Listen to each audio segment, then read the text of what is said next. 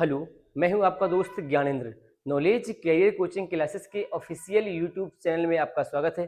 प्यारे बच्चों, आज हम पढ़ने वाले हैं कक्षा 12वीं फिजिक्स का पहला चैप्टर।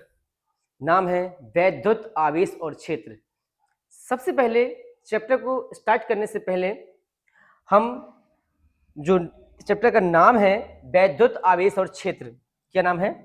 वैद्युत आवेश और क्षेत्र। वैद्युत आवेश और क्षेत्र, इलेक्ट्रिक चार्ज एंड फील्ड, ये चैप्टर का नाम है। तो आज हम चर्चा करेंगे कि विद्युत की खोज कैसे हुई, कितने साइंटिस्टों ने बलिदान दिया विद्युत की खोज के बारे में और कितना समय लगा।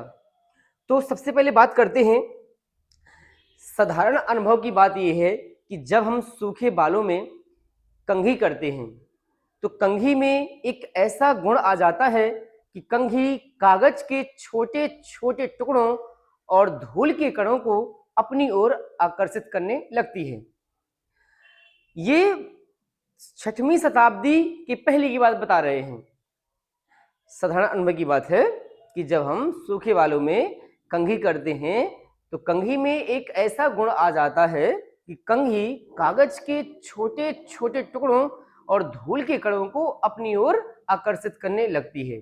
ठीक है, इसके बाद जब अब हम आगे चलते हैं, एक साइंटिस्ट हुए 6वीं शताब्दी में। एक साइंटिस्ट हुए 6वीं शताब्दी में। एक साइंटिस्ट हुए। साइंटिस्ट कहाँ के हैं? ये यूनान के हैं। यूनान के, उनका नाम है थेल्स। थेल्स, उनका नाम है थेल्स। ये यूनान के साइंटिस्ट हैं। ठीक है, तो ये कहना क्या चाहते हैं, इन्होंने एक एम्बर, देखिए एम्बर नामक पदार्थ, एम्बर नामक पदार्थ के बारे में बताया कि यदि हम एम्बर को ऊनी कपड़े से रगड़ें, क्या सुना आपने? यदि हम एम्बर को ऊनी कपड़े से रगड़ें तो एम्बर में एक ऐसा गुण आ जाता है कि एम्बर कागज के छोटे छोटे टुकड़ों और धूल के कणों को अपनी ओर आकर्षित करने लगता है। इसका मतलब यह हुआ कि एम्बर हल्की वस्तुओं को अपनी ओर खींचने लगता है। तो परंतु यह जो आकर्षण है, गुरुत्वाकर्षण के कुछ अलग होता है। मतलब गुरुत्वाकर्षण का मतलब होता है कि प्रत्येक वस्तु आपस में बल लगाती है। ठीक है, अब इसके बाद जब इन्होंने एक ये बात कह दी तो इनकी बात को 1000 साल 1000 साल तक ध्यान नहीं दिया गया। अब कुछ समय बाद 1600 ईस्वी 16वीं शताब्दी में एक साइंटिस्ट हुए। 16वीं शताब्दी में एक साइंटिस्ट हुए विलियम गिलबर्ट। क्या है? William Gilbert. ये इंग्लैंड के वैज्ञानिक हैं। विलियम गिलबर्ट ने इनकी लिखी हुई बात को पढ़ी। इन्होंने कहा था, थेल्स ने क्या कहा था, एम्बर को ऊनी कपड़े से रगड़ा जाए। एम्बर को ऊनी कपड़े से रगड़े तो एम्बर में आकर्षण का गुण आ जाता है। तो इन्होंने दो वस्तुएं ली। एक वस्तु ये है, एक वस्तु ये है। दो वस्तुएं ली, इनको आपस में रगड़ा तो इन वस्तुओं में भी आकर्षण का गुण आ गया। तो इन्होंने कह दिया कि जब आप एम्बर की बात कर रहे थे, किन्हीं भी दो वस्तुओं को आपस में रगड़ दें, किन्हीं भी दो वस्तुओं को आपस में रगड़ दें तो उनमें भी आकर्षण का गुण आ जाता है। परंतु इन्हें बात ये गई परंतु एम्बर से कुछ कम, एम्बर से कुछ कम।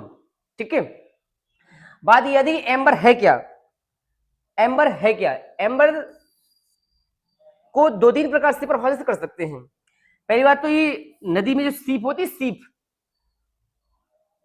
वही एम्बर कहलाता है। या फिर ऐसा बोल सकते हैं कि जो गोंद होती, गोंद पेड़ पौधे से, जो जंगल कटने के बाद जब कभी आग लग जाती है तो दब जाते हैं, तो वहां से जो गोंद होती है ना, निकलती है जली हुई गोंद, उसे हम एम्बर बोलते हैं। ठीक है, फिलहाल में पदार्थ ही है। अब आगे देखें। अब जब इन्हें बात कही 16वीं शताब्दी में, फिर इसके बाद एक साइंटिस्ट होते हैं थॉमस ब्राउन। थॉमस ब्राउन नाम के साइंटिस्ट कहते हैं कि यार थेल्स कह रहे हैं कि एम्बर को ऊनी कपड़े से रगड़ें तो एम्बर में आकर्षण का गुण आ जाता है, और विलियम गिलबर्ट कहते हैं कि किन्हीं भी दो वस्तुओं को रगड़ दो तो उसमें भी आकर्षण का गुण आ जाता है। तो आखिर है क्या? यदि प्रत्येक बॉडी में, यानी प्रत्येक वस्तु में ऐसा कुछ हो रहा है, तो इसका मतलब है कुछ ना कुछ वस्तु के अंदर कोई है, जादुई शक्ति है। तो जादुई शक्ति नहीं है तो उसने एक दिमाग लगा लिया कि प्रत्येक वस्तु में ऊर्जा होती है, प्रत्येक वस्तु के अंदर ऊर्जा होती है। तो उसने सोचा, किसने? थॉमस ब्राउन ने।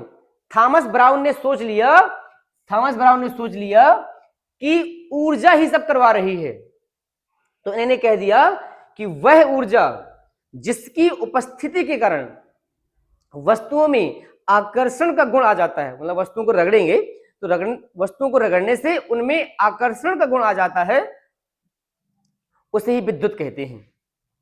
अब देखिए, अब पेपर में क्या आता है? पेपर में आता है कि विद्युत की खोज किसने की थी? तो हमारा सीधा सा आंसर होगा थॉमस ब्राउन ने की थी। अब कब की थी? सन 1646 में की थी। कब की थी? सन 1646 में की थी। ये लंदन की हैं, इंग्लैंड में पढ़ते रहे।